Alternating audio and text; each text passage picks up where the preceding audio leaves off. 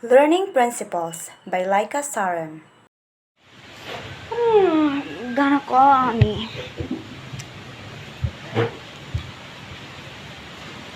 Hello, Ams. Yeah, I have something to tell you. I hear there's something new today. Yes, what is this Facebook thing? Really? You gonna make an account for me? Oh, I would love that. Well, this one looks kinda easy for me though. Sure. Okay, thank you. Bye. So this is the account Ami said. Wait. How do this Facebook thing works anyway? This, this, this.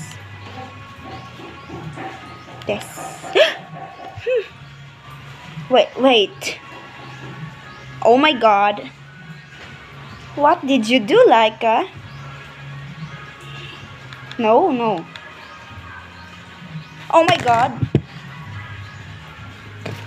What's happening? What happened?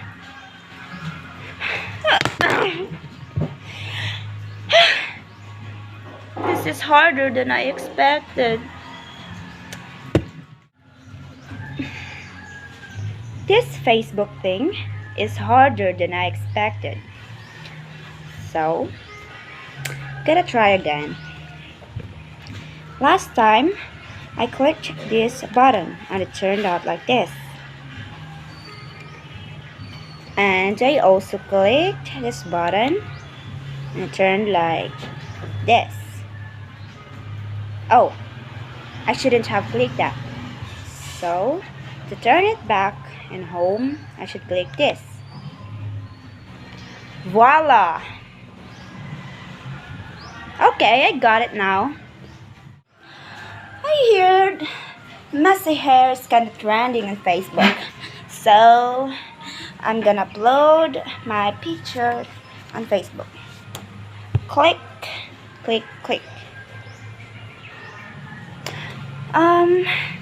Maybe I should visit my timeline and my messages.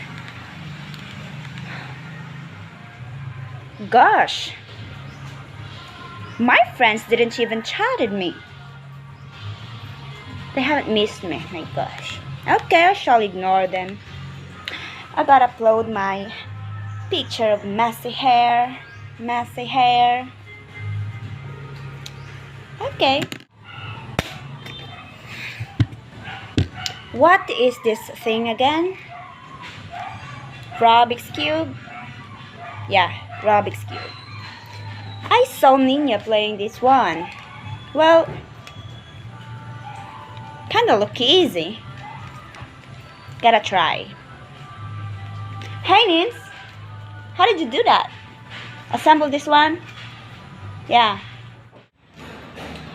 So Nina wants me to assemble this entire cube. Huh.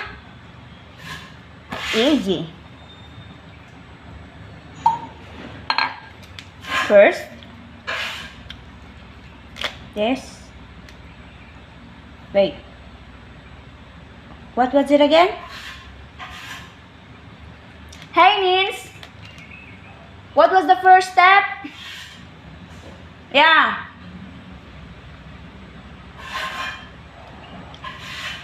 It's hard.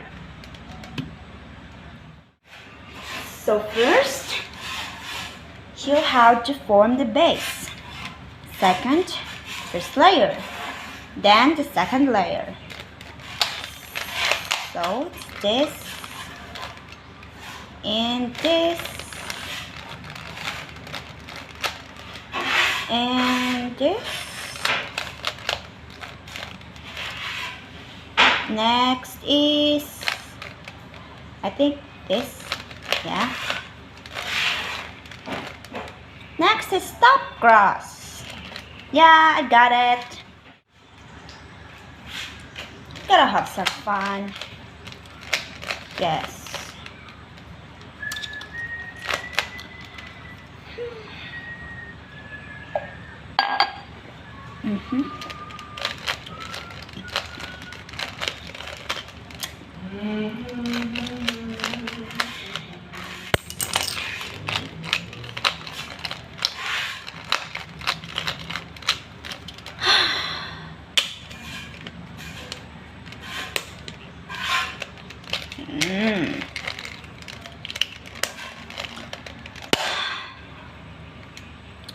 My gosh, it's so boring.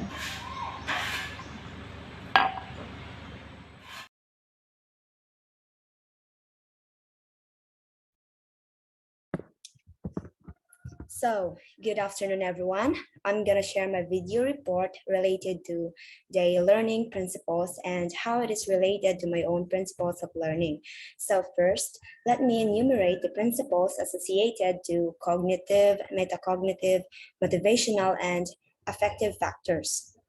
So, for cognitive and metacognitive factors, we have nature of the learning process. So in this principle, the learning of complex subject matter is most effective when it is an intentional process of constructing meaning from information and experience.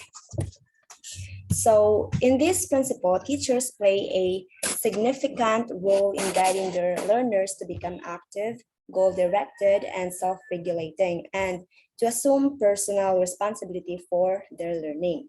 So the learning activities and opportunities provided by the teacher are very important situations where learners can integrate knowledge and concepts to their experiences. So second is goals of the learning process. The successful learner over time and with support and instructional guidance can create meaningful, coherent representations of knowledge. Learners need to be goal-directed. Teachers have to guide learners in terms of determining their personal goals. They need to set their goals, not dictated by others, to ensure their willingness to achieve them. Meaningful learning takes place when what is presented to learners is very much related to their needs and interests. Next is construction of knowledge. The successful learner can link new information with existing knowledge in meaningful ways. So, in planning a new lesson to be presented, teachers would usually find it more effective when they connect the learner's existing knowledge to new information. The integration of prior experiences to a new concept to be learned is a way of making connections between what is new and what is already known. The new knowledge is created from old knowledge is the very heart of constructivism. So next is strategic thinking. The successful learner can create and use a range of thinking and reasoning strategies to achieve complex learning goals. So strategic thinking is a person's ability to use knowledge in different ways to solve problems, address concerns and issues, decrease difficulties in certain situations, and make sound decisions and judgments in varied conditions. So strategic thinkers do not easily give up even in difficult situations. They are more challenged to find ways to solve a problem no matter how many times they already failed. Next is thinking about thinking. Higher order strategies for selecting and monitoring mental operations facilitate creative and critical thinking. So one of the most challenging roles of the teacher is to develop among their learners higher order thinking skills. It means that their learners can do evaluation, synthesis, analysis, and interpretation of varied concepts, information, and knowledge. As previously mentioned, learners develop their thinking skills when they are provided with opportunities and learning experiences to process varied events and situations, specifically if given real problems. And The last principle for the cognitive and metacognitive factors is context of learning. Learning is influenced by environmental factors, including culture, technology, and instructional practices. So learning does not only take place inside the classroom. Much of what learners learn in the classroom with their teachers can only have meaning once they see them concretely in their everyday life. So examples given in the classroom should be reflection of their actual life experiences. The digital tools and instructional practices must be carefully selected to facilitate a motivating, stimulating, and encouraging learning environment. So next is motivational and affective factors. So we only have three. First is the motivational and emotional influences on learning. What and how much is learned is influenced by the learner's motivation. Motivation to learn, in turn, is influenced by the individual's emotional states. So motivation plays a very important role in learning. It pertains to an individual's inner drive to do something, accomplish something, pursue a goal, learn and master a skill, or just discover without necessarily being forced or pushed by anyone. So the level of one's motivation would also determine the extent of his or her ability to accomplish desired tasks. The way teachers motivate their learners in the crucial to make them actively engage in the learning process. Next is intrinsic motivation to learn. The learner's creativity, higher order thinking, and natural curiosity all contribute to motivation to learn. Intrinsic motivation is stimulated by tasks of optimal novelty and difficulty relevant to personal interests and providing for personal choice and control. So there are two kinds of motivation, the intrinsic and extrinsic motivation. So intrinsic motivation is manifested when an individual engages in an activity or task that is personally gratifying. It is personally rewarding, and there is no expectation for any external tangible reward. Extrinsic motivation, meanwhile, is its direct opposite. A person engages in a task or activity to earn external rewards or to avoid punishment in some situation. So next is effects of motivation and effort. Acquisition of complex knowledge and skills requires extended learner effort and guided practice. Without the learner's motivation to learn, the willingness to exert this effort is unlikely without coercion. So the learner's motivation to learn is also partnered by their extended efforts. Teachers facilitate learning opportunities and experiences that encourage learners to extend time and effort, and at the same time, commitment and enthusiasm toward a task they have to do and a concept they have to learn. It is through the teacher's encouragement that they will have to do a task without quality and not just for compliance's sake. So next, we have to watch a video. So I'm gonna let you watch a short video clip related to the principles of learning. Be sure to watch as this video is relatable to our learning principles.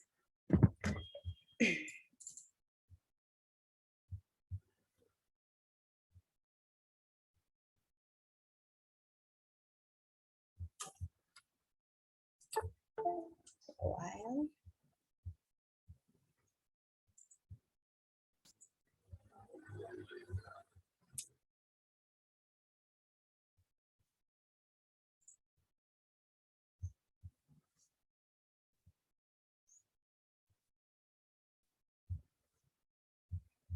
Hi, and welcome to another chapter of Proof Principles.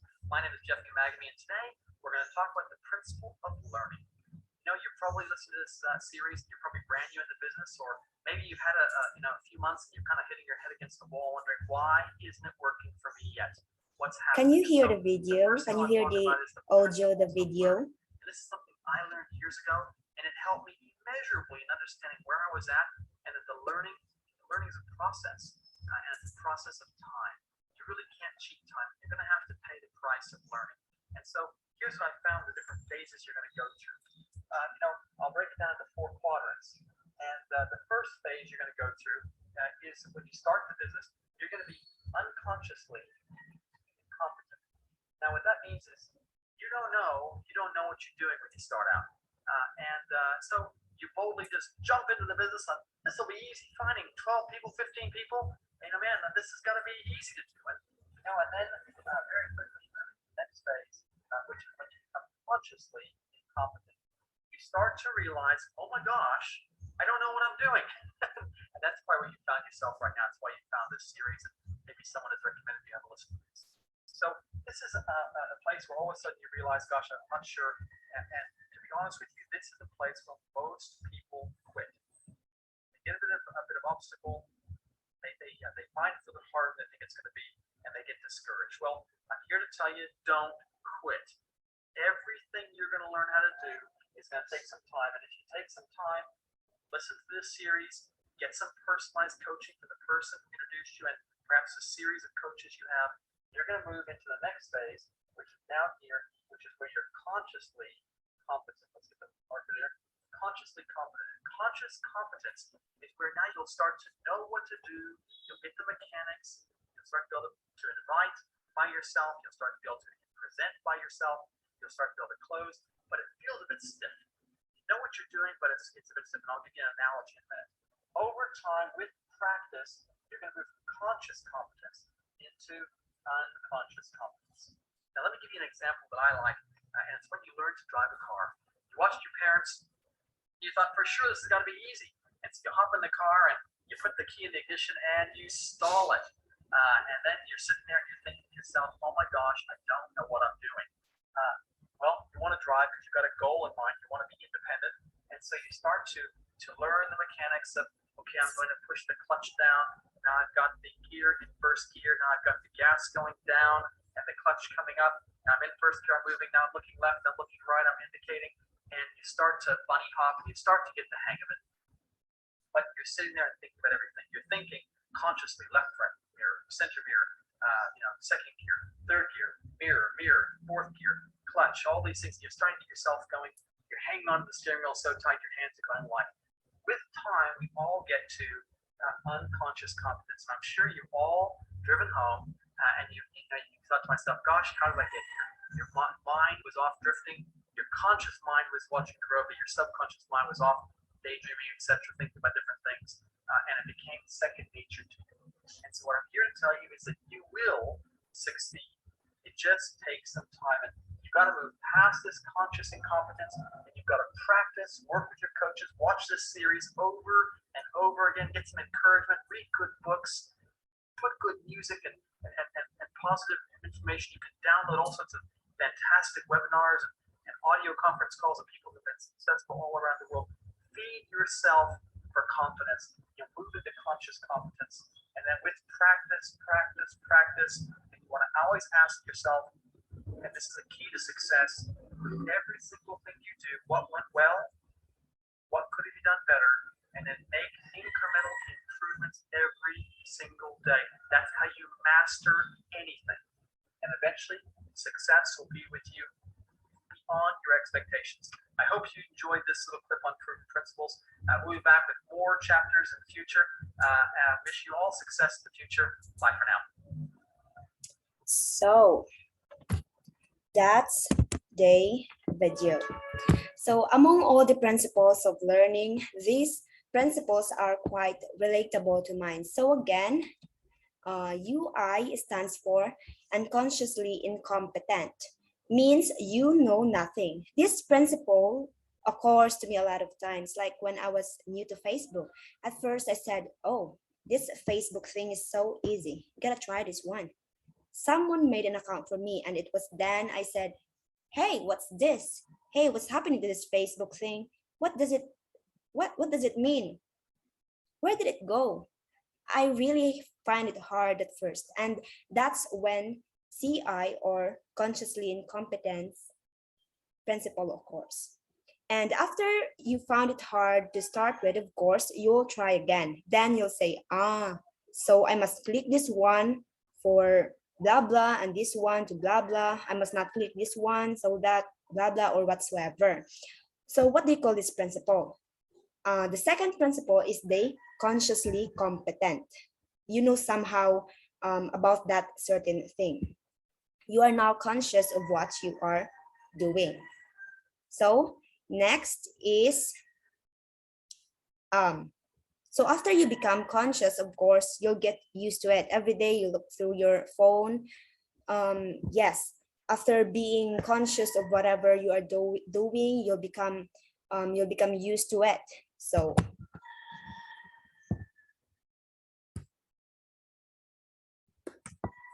hello. So that's it. So each of us all started with tries. We learned through trying. We learned through our first time. So for me, there's no such thing as innate knowledge. For me, it is our reflex who is working throughout our learning process. So again, UI for unconsciously incompetent, CI for consciously incompetent, CC for consciously competent, and UC for unconsciously competent. Again, UI unconsciously incompetent, you know nothing. CI consciously incompetent, you know something about that certain thing. And CC consciously competent, you know what to do, you already know what to do. And UC unconsciously competent, you are bound with that thing. You already know everything, and it seems that everything is normal to you. So that should be all. I hope whatever your principles of learnings are will still end into a successful learning. Thank you, everyone, and goodbye.